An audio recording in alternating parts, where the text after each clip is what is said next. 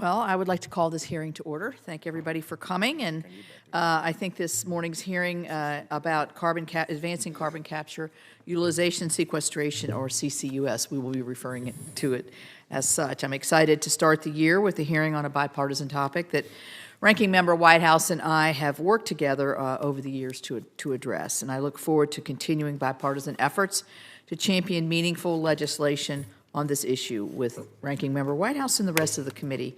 Certainly, the gentleman to my right knows a lot about this at the same time in the great state of North Dakota. Innovative CCUS technologies will play a critical role in reducing emissions, particularly for facilities that face unique challenges because of their size, location, or industrial application. In my state of West Virginia, several CCUS efforts are underway. West Virginia University is currently exploring direct air capture technologies, and the Department of Energy's National Energy Technology Laboratory, which is located in Morgantown, is supporting a suite of CCUS research. West Virginia is also a partner in the Appalachian Regional Clean Hydrogen Hub, known as ARCH2, that includes project partners who are working to deploy CCUS technologies. Collectively, these projects position West Virginia to continue as a national energy leader while also reducing our air emissions. But we cannot realize the full benefits of these projects and emerging technologies like CCUS if there's not a permitting framework that will allow for the rapid and safe deployment of these projects. That's why Ranking Member Whitehouse and I, working with Senator Barrasso and former Senator Carper, moved forward to get the Utilizing Significant Emissions with Innovative Technologies Act, or the Use It Act, signed into law in December of 2020. This legislation was intended to ensure that carbon capture projects at all types of facilities can be permitted in a timely and efficient manner. Despite the progress made by the Use It Act, there have been significant problems with its implementation that have held back the deployment and the development of CCUS.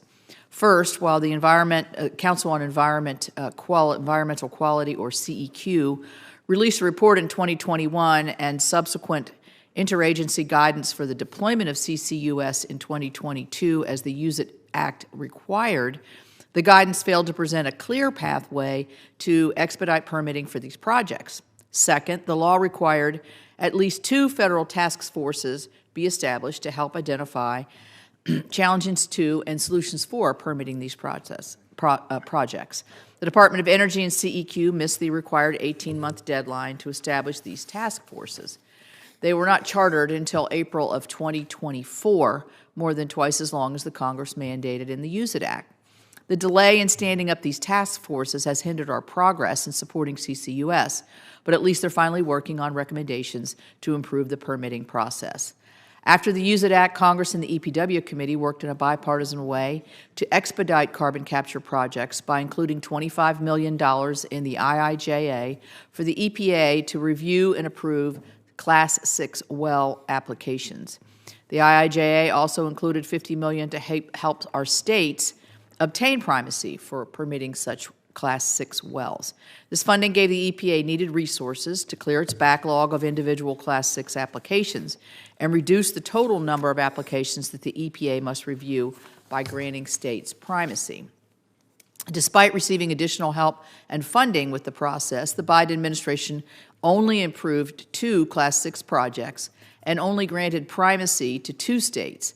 Louisiana, after more than 3.5 years, and your state already had your you were number one. You're number one. Okay, I was just getting there. And my home state just really the last day of the Biden administration received their permit for primacy on Class 6 wells. I'm very excited that we got our primacy over that permitting process. I hope EPA Administrator Zeldin will prioritize reducing the current backlog of pending applications and support additional states that are seeking to obtain primacy. The North American Electric Reliability Corporation has found that over the next 10 years, due to a rise in energy consumption and the early retirement of our existing fossil fuel generation, our country could face major electric reliability concerns. The deployment of CCUS can be a tool to not only maintain but expand reliable electric generation capacity, ensure the reliability of our electric grid, while improving the environment and growing our economy. I believe that's a win-win situation. I look forward to our discussion today on this important topic so we can figure out how we continue to work in a bipartisan manner to advance CCUS deployment. And I now recognize our ranking member, Whitehouse, for his opening statement. Thank you, Chairman. I want to thank you for calling today's hearing on carbon capture and utilization, and I want to recognize Senator Kramer for his work on the Prove It Act. As I've said before, I want to get things done to solve the climate change problem. Chair Capito and I have worked well together to encourage and expand carbon capture. There is a solid foundation of bipartisanship here. I want to start by establishing the context for our hearing and why carbon capture is so important. We've just come off of Earth's 2 hottest years on record. For years, scientists warned of the perils of exceeding 1.5 degrees Celsius above the pre-industrial norm. Well, it happened last year. 2024 crossed above what science tells us is the safety threshold. This does not necessarily mean that we have reached the point of no return, but it serves as yet another big red warning sign that we are dangerously close. So in this 11th hour, what does the path forward look like? The Potsdam Institute reviewed 1,200 forward-looking peer-reviewed scenarios used by the IPCC to predict our future with climate change.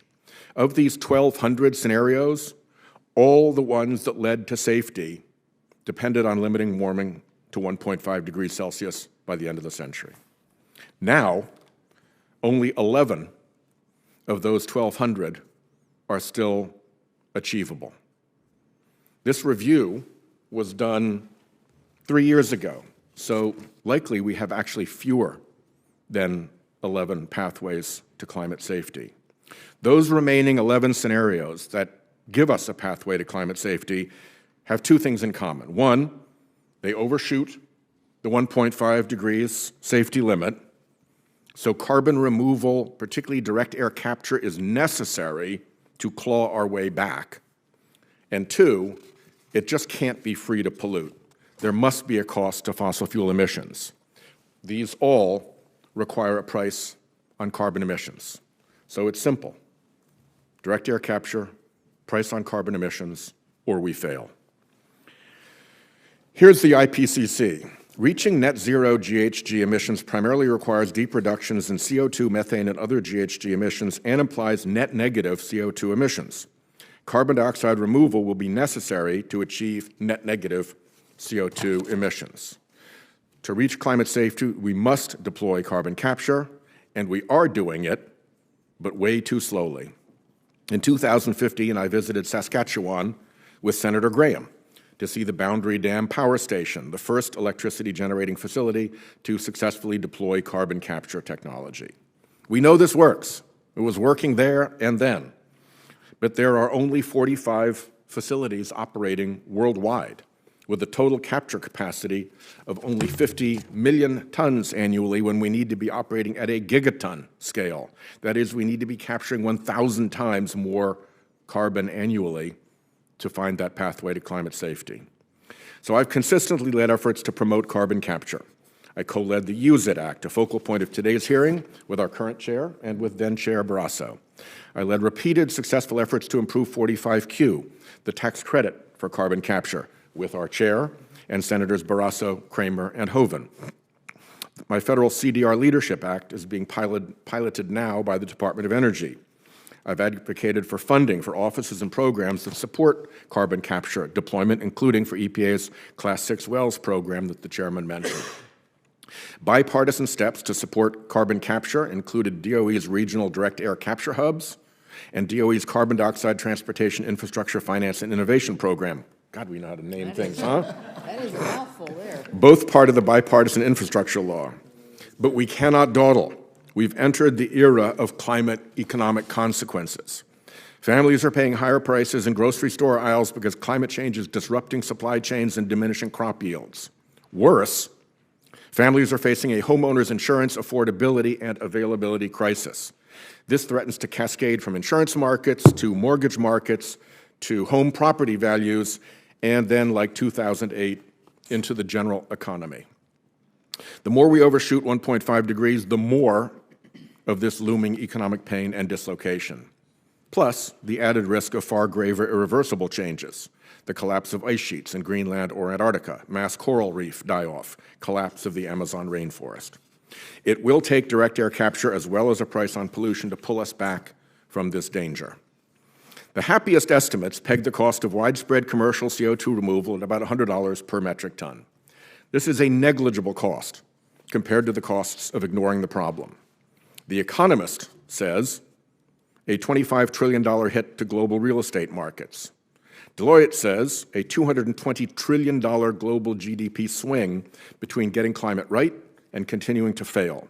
The Financial Stability Board has issued a warning to the global banking system of this climate risk. First Street Foundation has found that the climate-driven insurance crisis will erase $1.5 trillion in U.S. real estate value over the next 30 years, i.e. the period of a mortgage that is issued today. So ramping up carbon capture is a step we need to take with urgency, and I'm delighted to join our chairman in this hearing.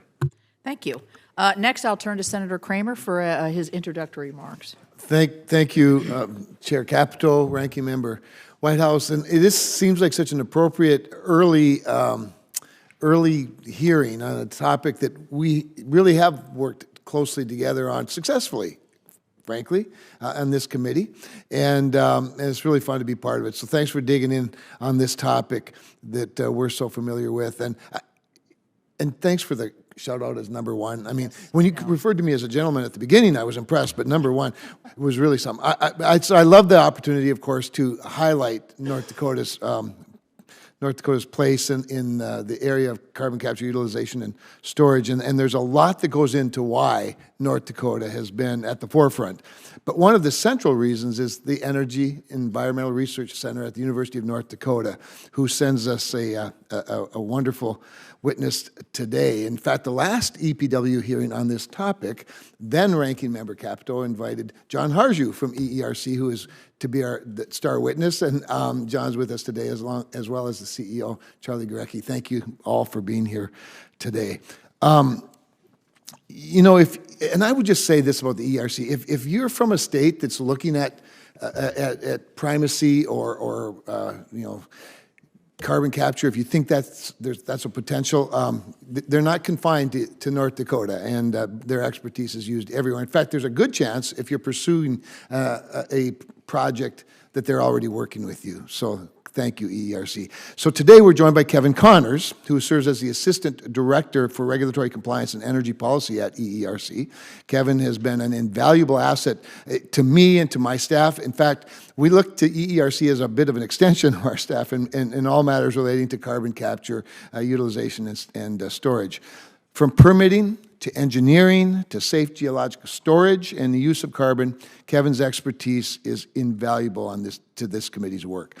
The successful sequestration of a CO2 is a matter of national concern, as is obvious today, and I'm glad Kevin can tout the good work of North Dakota in this space and how other states can benefit from our state's success in permitting Class 6 wells.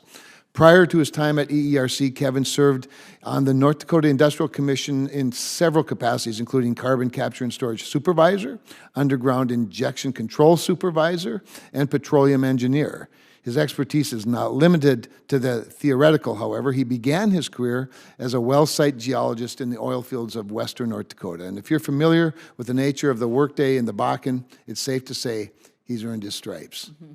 In addition to his well-deserved professional accolades, his most important duties are, of course, as a husband and a father. Kevin and Julie are the proud parents of 7 wonderful children. That'll keep you busy. So we want to thank you and your wife and your children for sharing you with us today. Thank you, Madam Chair, for allowing me to introduce Mr. Connors to our committee, and I look forward to a productive discussion.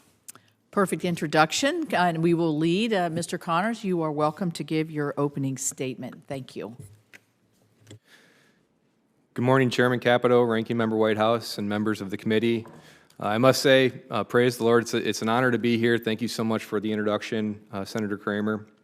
My name is Kevin Connors. As was mentioned, I'm the Assistant Director for Regulatory Compliance and Energy Policy at the University of North Dakota's Energy and Environmental Research Center, or the EERC. Thank you for the invitation to provide testimony concerning the implementation of the Use It Act, Class 6 well permitting, and and related efforts to accelerate CCUS deployment. For the purpose of this testimony, prior to coming to work for the ERC, I led North Dakota's efforts to become the first state in the nation to receive Class 6 primacy. In 2019, I began working at the ERC, where today I manage the Plains CO2 Reduction Partnership, or the P-Corps Partnership, and work closely with EERC clients to support CCUS project development. It's important for the committee to note the EERC has been the technical lead tasked with the development of all 9 Class 6 projects that have been approved in North Dakota. The history of the EERC dates back to 1951 as part of the U.S. Bureau of Mines. Later in 1977, the U.S. Department of Energy, and in 1983, the EERC became a business unit of the University of North Dakota. The EERC is focused on practical solutions to our world's energy and environmental challenges. As a leading developer of technologies, the EERC has spent decades performing applied research in CCUS. The EERC leads the P-Corps Partnership, one of DOE's regional carbon sequestration partnership programs. P-Corps is an industry government partnership with more than 250 member organizations across a 10-state, 4 Canadian province region in the Upper Great Plains and northwestern North America. What has become apparent over the course of now over 20 years of P-Corps partnership activities is that while our region has astounding potential for geologic CO2 storage, our region's emissions are interwoven with the economy. The local, state, and regional economies and the industrial tax base that supports these communities represent the primary emission source of CO2. This is consistent nationwide. This is where we encounter the dual challenge of reducing carbon intensity of our major industrial sectors while simultaneously ensuring continued economic growth and prosperity for our local economies tied to these industries. The deployment of CCUS technologies offers a unique solution to meet this dual challenge. Today, the 45Q tax credit and low-carbon fuel markets have created a business case for CCUS. However, carbon capture technology has not been economically deployed across the full spectrum of emission sources.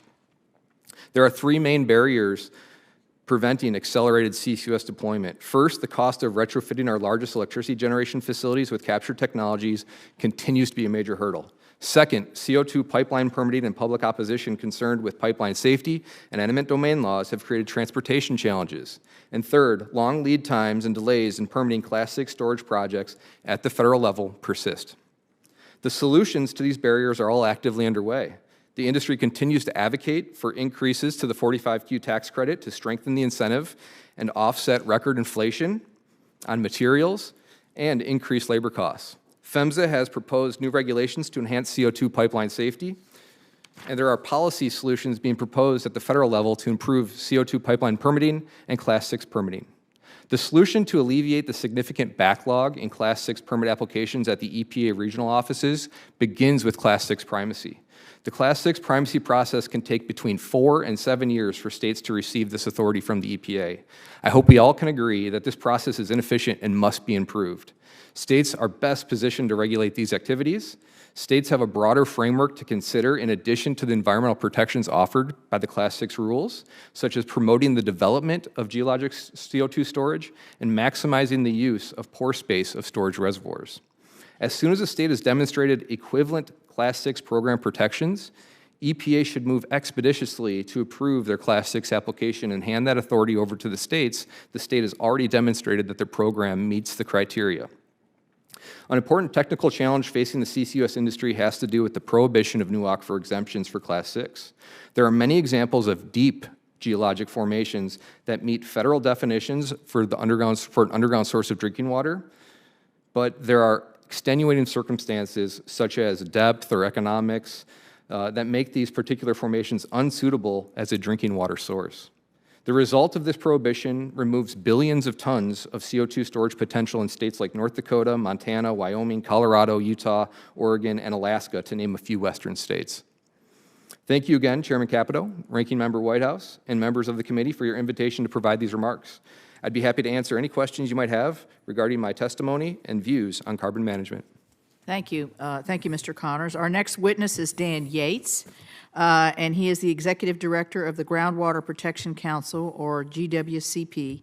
He has been with GWCP for over 20 years and has worked with his members on the challenges that have been experienced with the Class 6 primacy process. I would note, he has 2 children, so we're up to 9. We're getting up to a high average here, so thank you, Mr. Yates, for coming.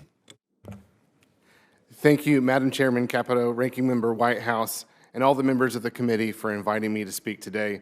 It's an honor to be here to discuss the work the Groundwater Protection Council has been doing with our state members for the past 40 years.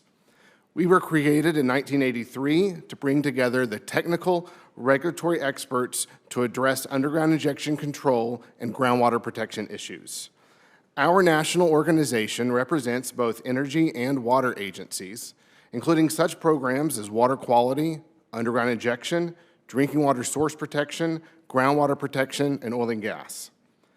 My experience spans 25 years helping aid state programs in tool development, regulatory considerations, and capacity development. We have been at the forefront of CCUS, including work on CO2 injection for enhanced oil recovery, the creation of the Class 6 UIC program, and promulgation of state regulations in order to get primacy. Class 6 well regulations, like all UIC programs, are designed to protect public health and underground sources of drinking water. They cover injection site evaluation, construction specifications, operational constraints, well testing, monitoring, emergency response, and closure requirements, among others. As part of primacy applications, states develop their own rules and regulations that meet or exceed federal rules. The UIC program is a novel and complex program that relies heavily on site-specific determinations. As previously mentioned, 4 states have primacy currently, and several of this committee's states have submitted primacy applications, while even more are in the process of completing primacy applications. As Kevin mentioned, North Dakota waited several years for their primacy, and now states are waiting many years once they've submitted their applications to attain primacy. State agencies have a vested interest in the communities where they live, work, and raise their families. They understand environmental protection, economic development, water use, and public health needs of their state. They have the expertise in local geology, water sources, geography, and they are the most efficient and can provide faster responses. Some challenges remain towards obtaining primacy. State regulators have expressed to us that EPA has been helpful in providing information about the Class 6 application process. They've made themselves available to meet and discuss the process, provided guidance documents, and interface with states both individually and through work groups through the Groundwater Protection Council. However, the current application process is extremely rigorous. Though EPA has done some work to improve this process, states that already have regulatory programs in place, including other components of the UIC program, are well suited to manage the Class 6 program and should have a more streamlined process to obtain primacy. Regulations for Class 6 should be based primarily on geologic siting, operation, and secure project closure. States are best equipped to administer the complexities of this Class 6 program, but more resources are needed for permitting and regulatory capacity, including staffing, training, and technology. Some funding has been provided by Congress, either directly to state programs or to EPA, but not all of those funds have been released by EPA, including $1.2 million for the FY24 budget for state training. GWPC has initiated a Class 6 training program, including developing a Class 6 curriculum in conjunction with states for their needs, but additional funding for Congress could speed the development. Data management focused on full well life cycle is critical for this program. States and GWPC have previously developed similar programs and have begun work on a Class 6 data management program, but funding is needed to complete a robust state-managed system for Class 6. How can Congress help? Federal funding enacted as part of an annual appropriations could provide essential support for geologic storage deployment by expanding capacity of states to permit geologic storage. From industry partners that have the technology to construct these projects, to states ready to develop safe and effective regulations, All the ingredients are there to implement safe and secure carbon sequestration. GWPC stands ready with its state agency members to work with federal partners and stakeholders to attain geologic storage on a needed scale. Thank you again for your time on this important topic today. I'm happy to answer any questions. Yates. Our final witness is Jack Kavanaugh, who is the manager of carbon management for Breakthrough Energy. Mr. Kavanaugh focuses on carbon capture technologies for the organization and is a member of the CCUS Federal Lands Permitting Task Force. Thank you very much, Mr. Kavanaugh, for joining us today. We look forward to your testimony. Chairman Capito, Ranking Member Whitehouse, and members of this committee, thank you for the opportunity to appear before you today. I'm here to discuss the Use It Act, Class 6 wells, and the challenges and opportunities this committee faces as it continues to foster carbon management, including carbon dioxide removal. My name is Jack Kavanaugh, and I oversee carbon management at Breakthrough Energy. Breakthrough Energy was founded to accelerate energy innovation and build the industries of the future without emissions, and we deploy for-profit investment funds, nonprofit grant-making programs, and policy efforts to achieve that mission. I serve on the White House Task Force for Carbon Capture, Utilization, and Sequestration on the Subcommittee of Federal Lands and the Outer Continental Shelf, established through the bipartisan efforts of this committee and the Use It Act. I'm also a Husker. It's great to see you, Senator Ricketts. Born and raised in the great state of Nebraska. A natural gas pipeline runs through my family farm in South Hastings and was recently retrofitted to carry CO2. This was made possible by the 45Q tax credit. We are happy to have the infrastructure on our land and proud to be part of the growing carbon management economy. Carbon management includes carbon capture for power and industrial sectors, pipelines, geologic storage, and carbon removal. My testimony reviews important research, including the Potsdam Institute paper on the absolute need for CDR going forward. And we need gigatons. And to put a gigaton in perspective, a single blue whale weighs around 146 metric tons, which means 6 million blue whales constitute a single gigaton, and we need multiple gigatons of both CCS and CDR from here on out. And the total summary of the research is this: the world is warming, it's warming faster, and it will continue to warm, mostly because of carbon dioxide emissions that we're putting into the air. So we have no choice. We should reduce carbon emissions wherever we can, remove those that we cannot reduce, and also use carbon dioxide removal as an environmental remediation tool for legacy emissions. Each small rise in temperature matters, and each small rise results in climate impacts getting progressively worse. The rise in temperature is having steep physical and economic impacts. Wildfires in California, hurricanes in Florida, all have resulted in hundreds of deaths and tens of billions in economic damages. Insurance is simultaneously pulled out due to this climate risk. The U.S. is the dominant country and driving force in carbon removal today. Corporations and countries are paying U.S. companies for carbon removal, and investors from around the world are coming to build here. This is fundamentally due to the bipartisan policy support for CDR, the commitment to cutting-edge research and development, coupled with an incredibly innovative private sector. We have the policy infrastructure, like the DAC program from the Infrastructure Investment and Jobs Act, the Use It Act from this committee, the 45Q tax credit, and the Class 6 well program. We have the early stages and the incredible potential for the physical infrastructure of carbon capture and removal technologies, pipelines, and safe, proven geologic storage. This innovation and infrastructure combination sets the United States apart. Thousands of good-paying jobs are currently being created, with hundreds of thousands more upon scale-up.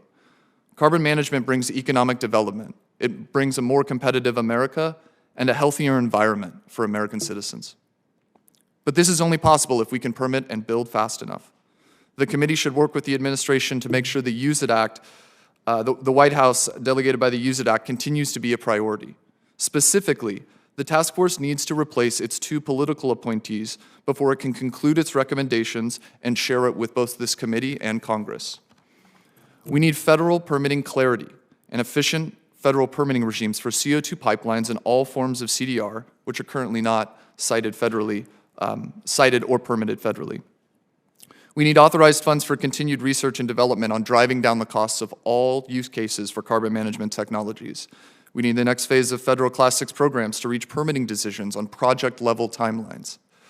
We need to provide lessons learned and a clear roadmap the information EPA needs to reach decisions on applications from states seeking Class 6 primacy.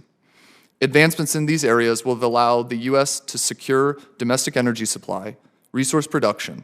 It will strengthen our supply chains, trade, and our national security. We have a rich history in this country of coming together and advancing technologies to overcome the most pressing challenges. But to rise to this challenge, we need clear permitting regimes, funding, and public-private partnerships to deploy these necessary carbon management technologies. And if we do not deploy this technology, China will. China will enjoy the economic development, hundreds of thousands of jobs, and a healthier environment. America is leading the way, and the future, as always, is a policy choice. This committee has put our country on a path to achieve American dominance in carbon management, in energy, and in a healthier environment. Breakthrough Energy stands ready to work with you to help our nation's carbon management policies reach their full potential. Thank you. Thank you. Very good. I am going to refer my time to Senator Husted. He has to leave. As we know, there are several committee meetings going on at the same time here, so there'll be a lot of in and out. But go ahead, Senator. Thank you very much, Chairwoman Moore Capito, for arranging the hearing and giving me a chance to ask a couple of questions. My background. Ohio has, the state I represent, has a large oil and gas shale play in the Utica Shale Basin, and I have spent a lot of time at the state level working with our EPA on injection wells and the primacy issues that we have at the state level, and I really have been impressed at how the people who work in this area in our state really understand the unique nature of how things happen in our state, what the geology is, what the history of these regulations are. And so I am a big fan of primacy in general, and am interested in learning more about how we do this for carbon sequestration for Class 6 primacy. And Dr. Yates, just give me some perspective on how states are better suited to do this. If my belief is that they are better suited to handle primacy, and I just wanted your thoughts on my conclusions, and if you agree with that, or if you have advice to the contrary. Thank you, Senator, for that question. So we do quite a lot of work with Ohio, and both the Ohio EPA and the Ohio DNR are very involved with our organization on UIC, and you're right, very knowledgeable and conscientious staff that do really, really good work and are leaders in our organization. You're right, states are best suited. They're better suited.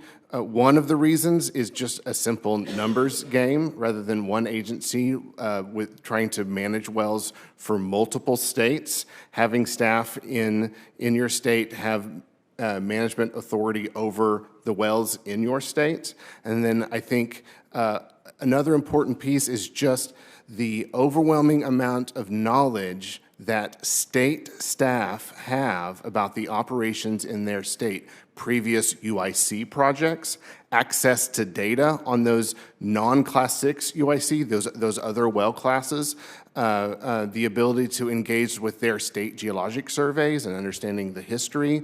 So they have more staff that can focus, and they have better access to data information to make these management decisions to approve wells. Thank you. Thank you. And just to follow up with that, if I could, Madam Chair, it is, the EPA, the states have, for example, in Ohio, we have primacy and everything except for these Class 6 wells. And so it works. It's worked successfully. So tell me, what lessons are there? If I were to talk with our state regulators in this, what lessons have we learned that they should know regarding underground injection for carbon capture, and as we prepare to look at this Class 6 provision for states to have the primacies? Like, what is it that you've learned that is applicable that everybody should know? So one of the things that we've learned over time managing the UIC program both in Ohio and nationwide are the existing geologic plays that exist that can hold this carbon. So we have that data. We know a lot about the underlying geology because of both the Class 2 program, which is injecting produced water from oil and gas, and then also using CO2 for enhanced recovery. So we've got experience actually injecting CO2 through the Class 2 program. And then we have at the Ohio EPA and in other state agencies additional deep geology experience and understanding from the Class 1 program that injects other types of waste for, again, long-term storage. So we just have a wealth of information among these state agency staffs on how UIC works, where the successes have been, where the challenges have been, and even specifically with CO2 injection that's outside the Class 6 program. Thank you very much. Senator Whitehouse. Thanks very much, Chairman. Mr. Kavanaugh, the new director of Department of Energy's Loan Programs Office has stated that he is exploring canceling existing already approved loans. This could affect $69 billion in issued loans and loan guarantees and $41 billion in conditional commitments, including a $1 billion conditional commitment to Monolith for a carbon utilization project in Nebraska. How would cancellation of these loans and the continuing freeze in related federal grants and loans hinder the development of U.S. domestic CCUS? Thank you for the question, Senator. We support, and I think it's important that all government spending and taxpayer dollars are spent efficiently. Freeze on funding on things like guaranteed loan, and specific with this project in Monolith, would undoubtedly hamper the project's ability to deploy, and very likely would render the project unable to come to fully final investment decision and end up becoming operational. Public-private partnership investment from private industry, especially in the carbon management sector, is not just dependent on the innovation that they're bringing forward, but also with the firm support of the federal government and programs like the LPO, the direct air capture hubs. To put it succinctly, with a freeze, with the delay in these funds, the likelihood that these projects reach full operation is incredibly dubious. And there has been reliance, both by private parties and states, on these loans and commitments, correct? That is correct. The other topic I wanted to touch on with you is what I see as fossil fuel industry split personality around carbon capture. When the industry wants to reassure everyone that it's safe to continue to pollute, they trot out carbon capture as the rhetorical vehicle for excusing continuing to pollute. But when it actually comes to putting money into a carbon capture project on a plant or accepting an EPA power plant reg that implements that, they don't spend the money, and they claim that the thing they said is the answer is actually not feasible. Any comments on how we work our way through that split personality problem? Yeah, thank you for the question, Senator. I think, first and foremost, when you're looking at these oil and gas companies, these are publicly traded companies, and in their investor decks, it's actually very clear to be able to see who is deploying billions of dollars on actually putting steel in the ground on projects, and who is spending actors. Sorry? The good actors. The good actors, and who is spending millions of dollars on marketing campaigns. Second, outside of this, public transparency, we also have strong regulatory regimes in the United States, like the Class 6 well program, like PHMSA with CO2 pipelines, to ensure that when they do deploy these technologies, they're done in a safe manner. And finally, I think it's important to note that the oil and gas industry does have an incredible overlap in workforce relative to the deployment of some of these technologies. In particular, direct air capture has a massive workforce development piece there, where you're not only relying on the expertise, especially on the transportation of CO2 and injection into the subsurface, that you already have within these companies, but you're also then recruiting new folks into a climate technology. I think it's important to note the discrepancy between what significant segments of the industry say about carbon capture and what they actually do about it when it comes to either their wallets or the regulatory environment that they operate in. Let me ask, my time is short, so if you don't mind, Mr. Connors and Mr. Yates, I'll ask these questions for the record so you have time to respond in writing. For Mr. Connors, my question is how U.S. federal agencies can improve coordination with state and local governments, both on CCUS and CO2 transportation permitting. As the chairman and I have both announced, we're hoping to work together on rekindling permitting reform here and with the Energy Committee. So this could be very helpful to us in that effort, if you would respond to that. And Mr. Yates, with respect to Class 6 well permitting, how can the current approach be streamlined or improved to expedite project development and deployment while maintaining real safeguards for drinking water? If you can get back to us on that, I think your answers will be very helpful to our permitting reform effort, and thank you for being here today. Thank you, Chairman. Thank you. Now I'm off to the Budget Committee. All right. I know that will be fun for you. I mentioned in my opening statement that the Use It Act was signed in 2020. I also alluded to the two CCUS permitting task forces that have been established, one for federal lands, one for non-federal lands. I'm interested to know, I'm going to start with you, Mr. Connor, then I'm going to go to you, Mr. Kavanaugh, because you're on one of the committees, I believe. Now that these task forces have been chartered and are operating, do you believe that will make an impact on identifying opportunities to improve the permitting through these task forces as the law requires? Or, yeah, what is your opinion of the two committees now that are moving forward, and is that going to be as helpful as we would hope? Yeah. Chairman Capito, I am confident today. Obviously, you've mentioned it was a slow start to get these task force established.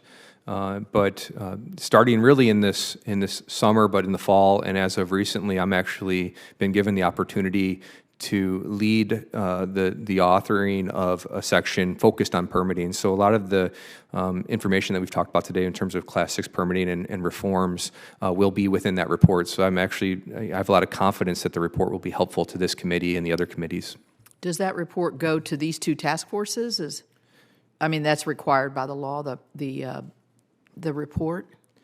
Correct. The task forces are tasked with preparing guidance for this Senate committee, Senate Energy and Commerce, House of Representatives committees for natural resources and transportation infrastructure, and the guidance are being prepared by both task forces to identify permitting and other challenges, and then ultimately making key recommendations to improve permitting process and promote the efficient, orderly, and responsible development of specifically CO2 Class 6 permitting. Right. Good. So, Mr. Kavanaugh, what's your perspective on this?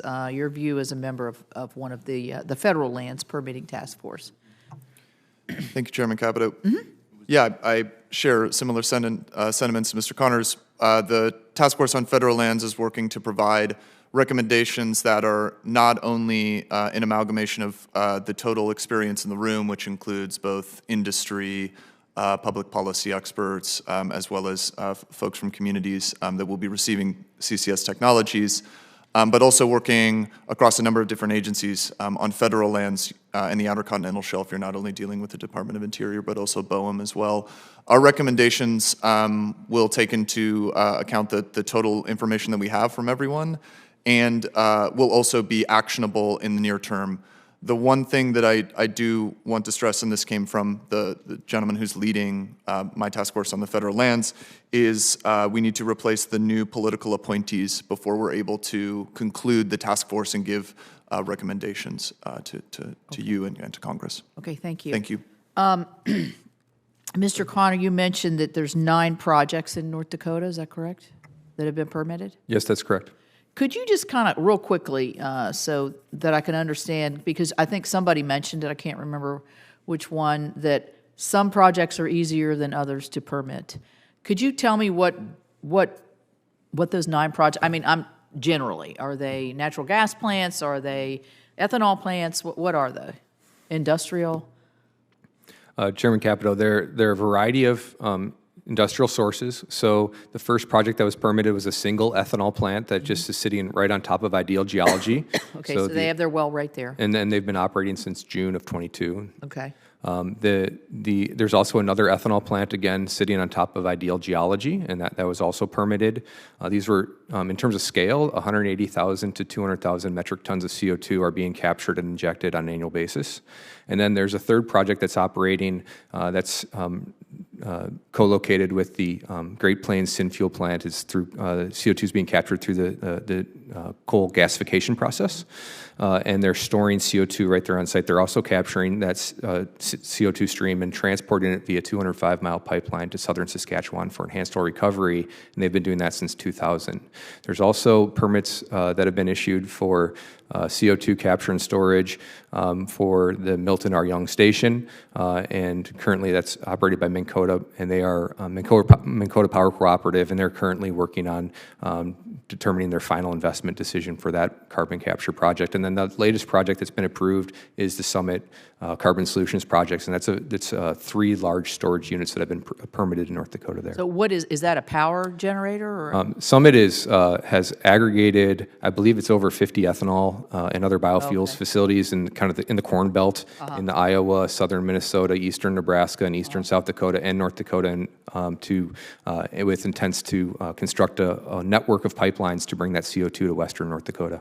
Okay. Well, I would just say I think that's very interesting, because I think part of what the ranking member was alluding to, that certain types of projects haven't really been able to move forward with the Class 6 for whatever reason. But you did line out what those reasons are: cost of the retrofit, CO2 pipeline permitting, and then the long lead times, which has led to probably some confusions. And if the political appointees can be gone forward and confirmed, that may alleviate some of the long lead time issues. Senator Kramer. I feel like my work is done. This is really great, actually. So along the same theme, and maybe, Mr. Connors, you could just help us, how was it that North Dakota was first? When I think of the small number of resources we have, now we have a long history, as you've just pointed out. I mean, we've been capturing and utilizing, piping and utilizing CO2 for 25 years in North Dakota. We were doing it way before it was cool. But what other than that, what is it that put North Dakota at the front? How did we do it so quickly, and what lessons can be learned in terms of getting that Class 6 primacy authority? We thought it was you. Yeah, well, I'd like to take credit, but I think it was more than that. Chairman Capito, Senator Kramer, thank you for the question. This began in the early 2000s, and the state of North Dakota recognized early on that our economic pillars for North Dakota are our agriculture and our energy industry, which are both intensive in terms of CO2 emissions. And so we set out in the early 2000s to develop frameworks, regulatory frameworks, to provide certainty specifically to our energy industry, that if they were to be able to advance carbon capture technology, that they would have the certainty in order to store that CO2. North Dakota took the approach of developing a resource management framework. So CO2 storage in North Dakota is regulated much like we regulate oil and gas. It's in the public interest to promote geologic storage of carbon dioxide. We declare CO2 as a valuable commodity for its industrial use, specifically for enhanced oil recovery. And we regulate the pore space in North Dakota like a resource under a resource management framework, and that gives the state the ability to create unitization or unitize these projects in order to allow landowners to monetize their resource or monetize their pore space, looking to maximize the use of that pore space. So all 9 projects that have been approved in North Dakota all have units that have been established by the state regulatory authority. You touched on something that I've said for a long time. By the way, John Harju, I will never forget, as a utility regulator, when P-Corps became an idea and you presented, and I thought, what in Sam Hill is this? This sounds crazy to me, and look at where you are today. Look where I am. That's even weirder. But anyway, that's By the way, when it comes to primacy, and I appreciate all your testimony on this, one of Kramer's convictions is that federal mediocrity should never be imposed on a state's excellence. And I'm sorry that it takes so long to do what should be obvious in terms of just general philosophy of governance, not to mention constitutional. We'll get there. Mr. Connors, you late in your testimony, though, referenced something that's intriguing to me. I think we should explore a little bit, and that is the aquifer exemption issue. Can you sort of walk through that a little bit with me? First of all, what are the dangers? And second of all, why do you need the exemption? And if we don't get the exemption, how does that affect the availability of space for storage? Chairman Capito, Senator Kramer, thank you for the question. This is an extremely important technical challenge that the industry is facing today. And it's a little bit of a complex challenge, so I'll do my best to explain it in a way that makes sense to everyone.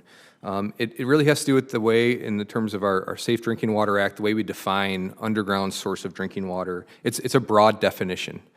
So the definition of underground source of drinking water includes a process for identifying aquifers that meet some criteria for serving public water supply, but they will not, and they would never be a public water supply. So you have deep subsurface geologic formations that do meet some criteria for water quality, but there's certain criteria that would eliminate those formations to be used for drinking water, whether it's other constituents, or it's just not economic to develop, or that formation won't produce enough water to be a drinking water source. So it's a complex challenge, but EPA created a process to allow for the exclusion of those formations to be able to use them for underground injection. When the EPA published the Class 6 rule in 2010, they excluded aquifer exemptions are not allowed for Class 6 injection. So all the other well classes are allowed for to have or apply for aquifer exemptions other than Class 6. What that means to this committee is that there are formations that are ideal and suitable for CO2 storage, will never be used for drinking water, yet you cannot permit or inject into those formations because of the current regulations. So does Congress need to address that, or is that why? And what's the blockade? Chairman Capito, Senator Kramer, the challenge with it is it's kind of a three-pronged solution. Congress can address it and direct EPA to amend their rules and allow for aquifer exemptions for Class 6. EPA will have to amend their rules and remove that provision. And then the third piece is also challenging. EPA is the final authority when it comes to making that decision for aquifer exemptions, and that still takes a long lead time. I previously administered North Dakota's Class 2 UIC program, and it would take a year or 2 years to get an aquifer exemption from the EPA when they do allow it for that injection well class. I'm glad I asked. Thank you.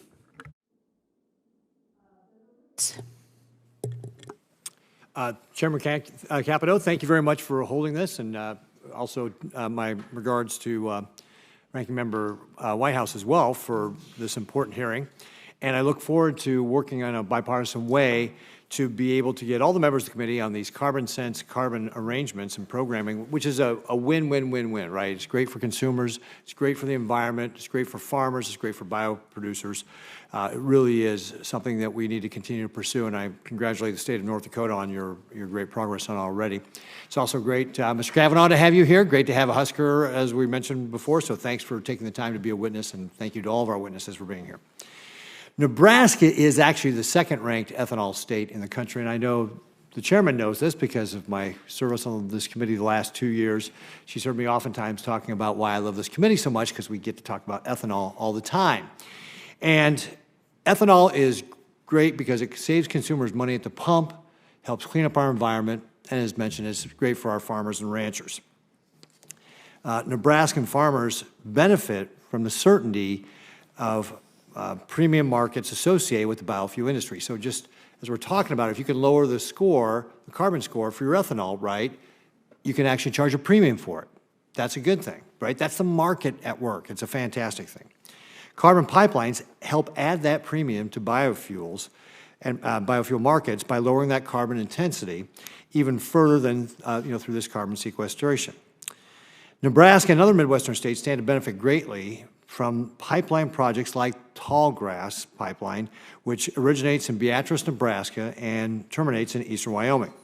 Tallgrass has the capacity to do 10 million cubic tons of CO2. That's like 2 million cars being taken off the road. The potential for growth of this carbon storage industry is just another reason why we ought to be doing E15 year-round and implement the renewable fuel standard on time. Ensuring the development of carbon storage infrastructures requires compliance with different agencies and regulatory schemes, and I would certainly agree with my colleague from Ohio when he said he agrees with the primacy of states, because again, having been a former governor, I know what a great job our Department of Environment and Energy did in that primacy. In Tallgrass's case, the state of Wyoming was responsible for issuing the Class 6 well permit through EPA's Underground Injection Control Program. The Wyoming Department of Environmental Quality successfully did that. It's a huge win for Nebraska and the Midwest and neighboring states. So while I'm relieved to hear the Tallgrass project has that Class 6 permit, so many other projects have not had that same success. According to the EPA, only 8 Class 6 wells have been permitted. 161 are still awaiting that permitting, are still pending. And again, getting back to the ranking member's concerns, maybe this is one of the reasons why other companies don't jump in. If you've only got 8 Class 6 wells permitted and there's 161 waiting, why would I jump in on this, right? EPA's got to get it going. This is just unacceptable. At the beginning of last year, Senator Fisher and I led a letter asking the EPA about Class 6 well permit approval process. A biofuel stakeholder has been waiting 33 months for a permit, despite the commitment from the agency that the process would take no longer than 24 months. I've actually got copies of those letters right here. And without objection, I'd like to submit these letters that we sent to the EPA and the response for the record. These delays and excuses demonstrate what we already know to be true, that the Biden administration was not serious about a holistic approach to clean energy and favored toxic Chinese-based suppliers for batteries. Second, state governments often have a better stewards of taxpayer dollars, as we've demonstrated by what's going on in New York or in North Dakota, and should play a more active role in the federal programming for implementation. Federal roadblocks for CO2 permitting stand in the way of leveraging every penny that we could be going to helping Nebraska farmers feeding and fueling the world. Farm country is struggling, and access to the biofuel markets supported by these Class 6 wells would pad producers' bottom lines. I'm encouraged by the bipartisan support from both Chairman Capito and Ranking Member Whitehouse and other members of this committee for the Use It Act. This legislation includes a language specifically to streamline the permitting process for CO2 pipelines. There are critical provisions in the Use It Act, like expedited permitting to review development of cases of carbon infrastructure. As Governor of Nebraska, I implemented Lean Six Sigma to be able to streamline our processes. For example, we were able to bring some of our permits down from 110 steps to 22 steps and cut the time to issue them from 190 days to 65 days. We ought to be looking for those same sort of answers in our EPA. Mr. Kramer, your work in North Dakota on carbon sequestration is impressive with regard to the Class 6. How have Class 6 well permitting been different from what would be in the Use It Act's passage? Well, as I mentioned, when you have Class 6 primacy like you do in North Dakota, and certainly Nebraska, I believe, has decided to pursue Class 6 primacy. The state regulator is able to evaluate these complex applications in a much more efficient manner. And we have a drastic comparison. On the federal level, it takes EPA 2 to 4 years to issue a Class 6 permit. The most recent ones were just the permit to construct, so that operator is going to have to turn around and actually apply for the authorization to inject, which is an unknown time frame. In North Dakota and Wyoming, who've both issued these project permits, North Dakota takes about 8 months to issue a permit, and Wyoming takes about 12 months on average to issue their first 3 permits. It's efficient. It's an efficient process. These are complex applications, but certainly you have a regulator that's able to work through that process in a more efficient manner. Yeah. Thank you, Chairman, for being lenient with the time here, but I just want to say, as a governor, I wholeheartedly agree with your assessment of it, that the states can be much more efficient in getting this done. And again, for example, when I talked about that Lean Six Sigma process, we at the state, we can't change any environmental regulations. Is that right, Mr. Connor?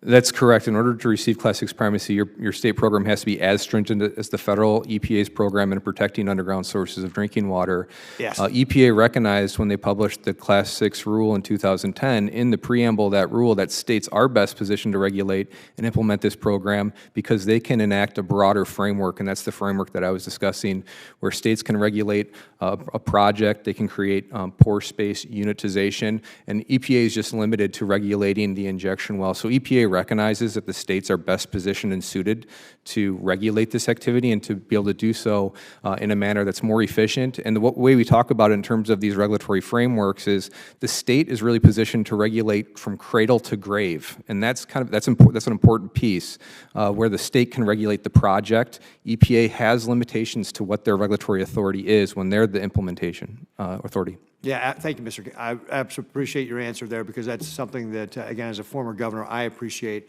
Nobody cares more about having clean air or clean water in the state of Nebraska than Nebraskans. And that's why we do such a great job with the environment, and that's why we need this primacy. So thank you for your indulgence. Right, thank you.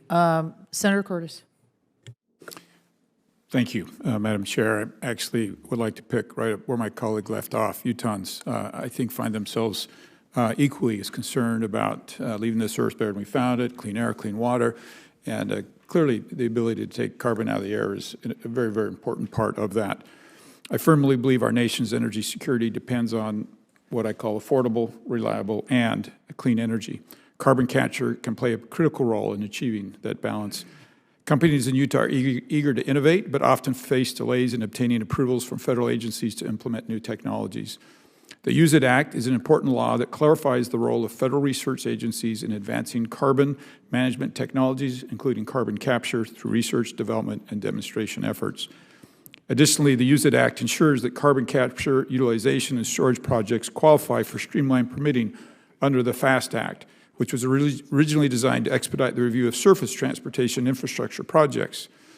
Mr. Yates or Mr. Connors are both currently only 2 carbon capture and sequestration projects are listed as FAST 41 covered projects on the permitting dashboard for federal infrastructure projects. What actions can the administration take to fully implement the Use It Act, particularly ensuring a more efficient permitting process?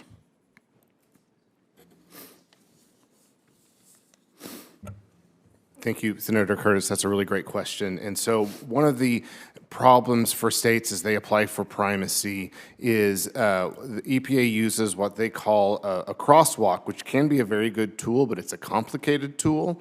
And there is not very good transparency to states when on the process of where they are within primacy. So making that a more transparent process, training that is for both states and EPA simultaneously on what the crosswalk's purpose is and how it's to be used would be very helpful in speeding primacy. And so if we can get states' primacy faster, we've already talked a great deal today about how states are more efficient with their permits. And so I would say an answer to your question is reviewing EPA's process, causing them to be more transparent.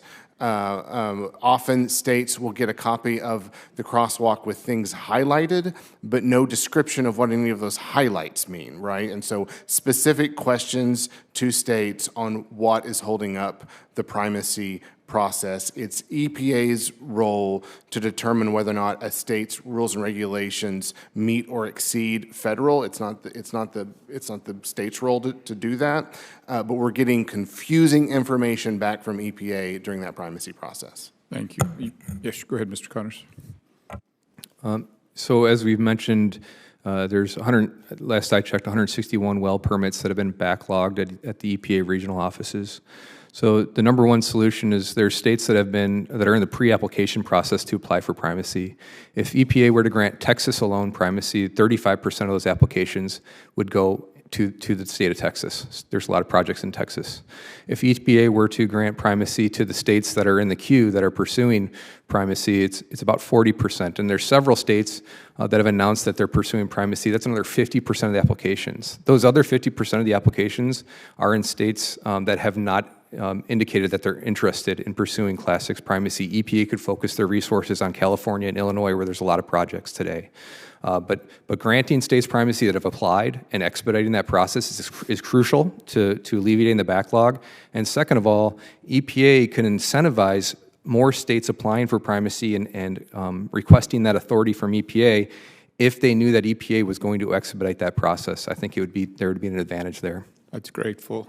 Great. Madam Chairman, we need to talk to Mr. Zeldin and give him a few minutes to get his feet underneath him and then light a fire underneath him. And I'd like to agree with my colleagues about just the difficulty of Class 6 permits.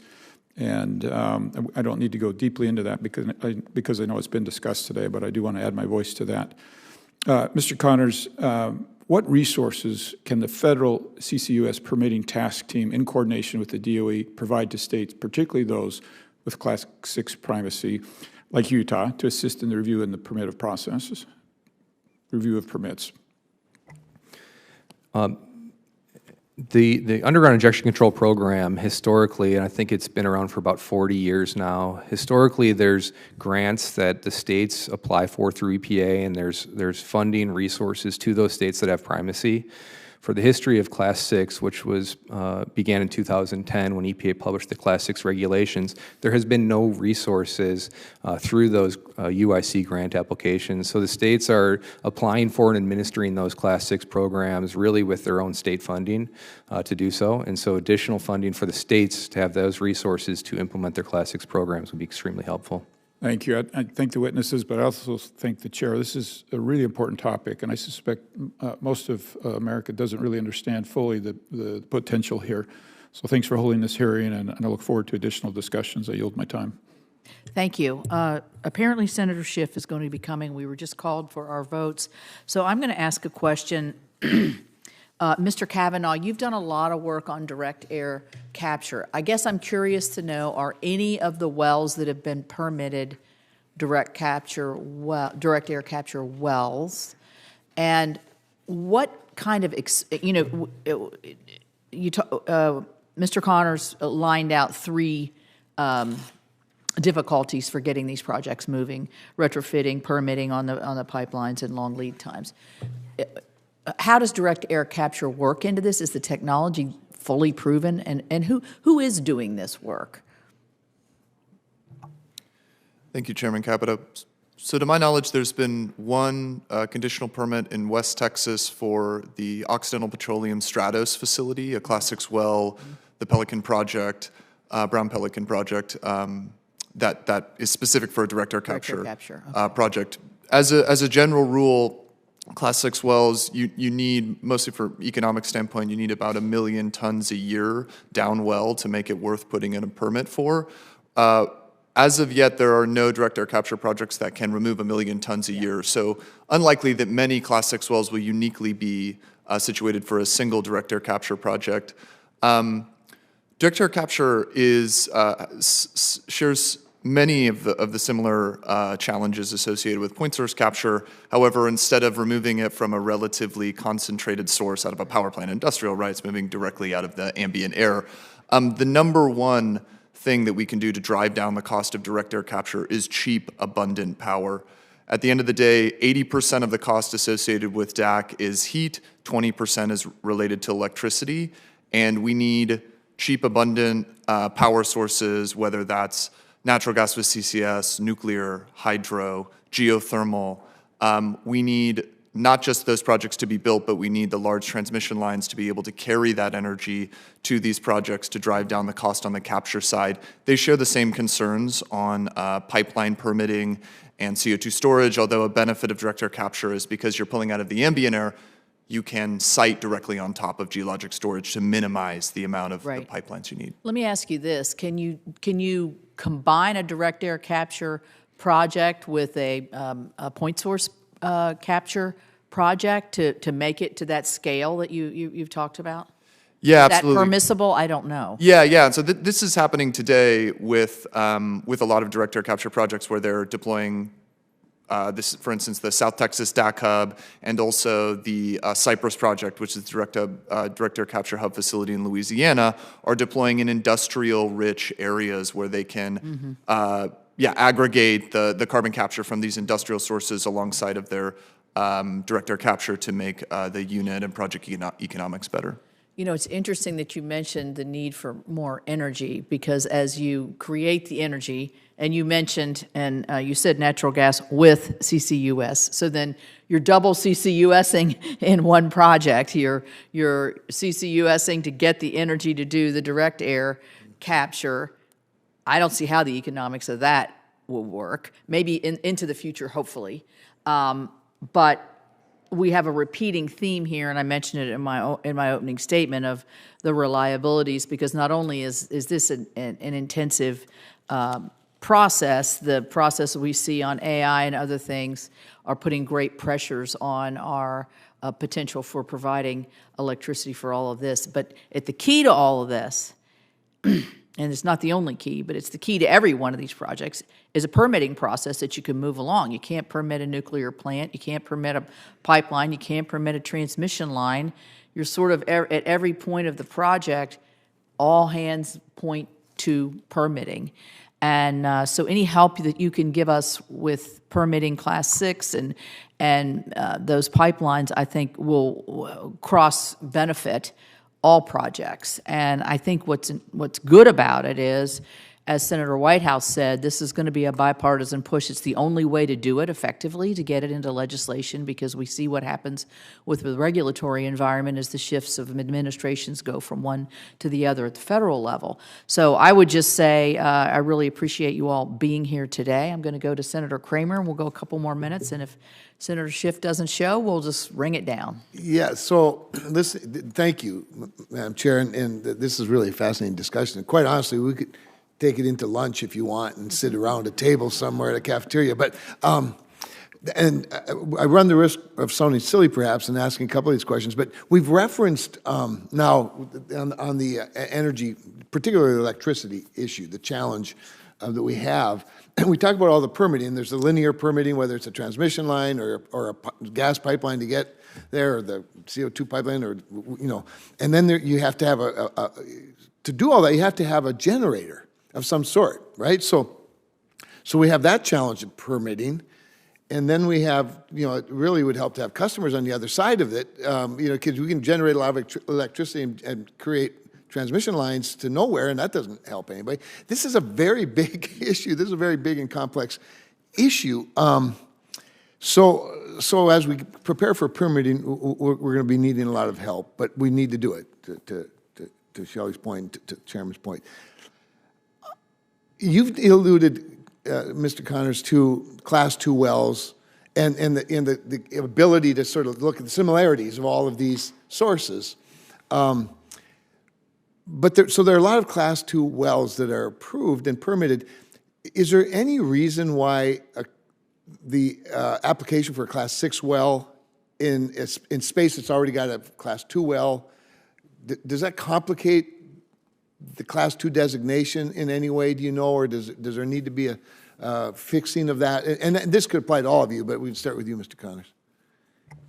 Does that question make sense even? You know, because it's possible it doesn't. Yes, Yeah. Chairman Capito, Senator Kramer. I appreciate the question, and that's a question that I do get somewhat often.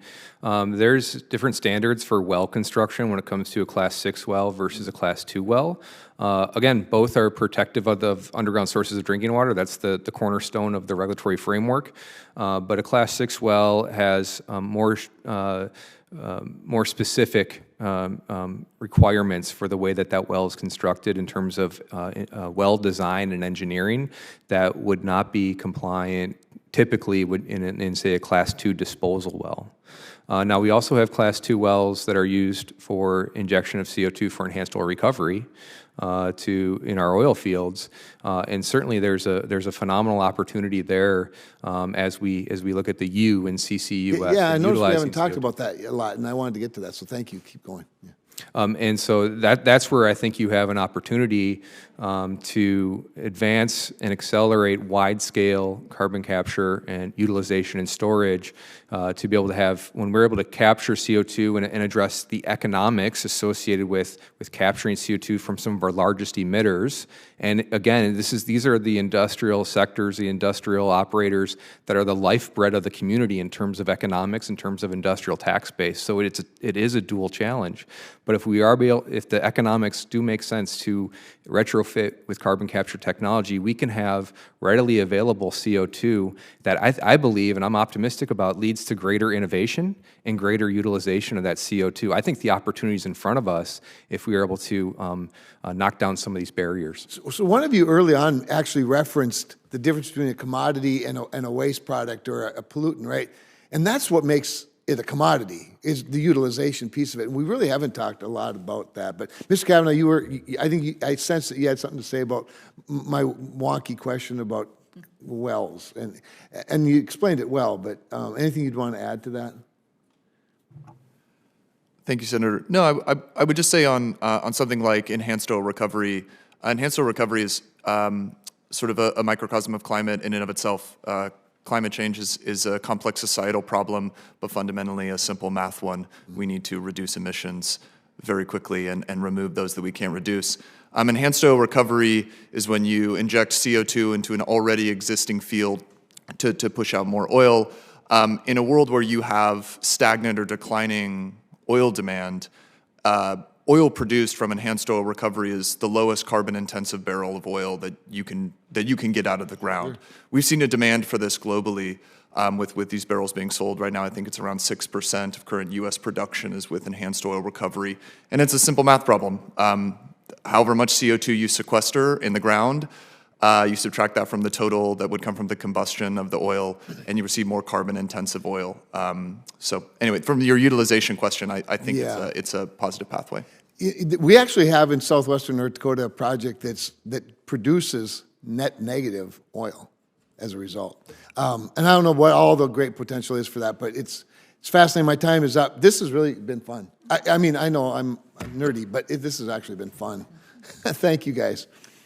Well, great. Well, listen, Senator Schiff is, I think, voting. So with no further questions, I would like to ask the witnesses and all of my colleagues, thank them for their participation today. Thank you all. I know some of you have traveled quite far, so appreciate that. Senators who wish to submit written questions for the record have until 5 p.m. on Wednesday. I believe Senator Whitehouse was going to be submitting some written questions, February 26th, to do so. The nominees' responses to those questions for the record are due back to the committee no later than 5 p.m. on Wednesday, March the 12th.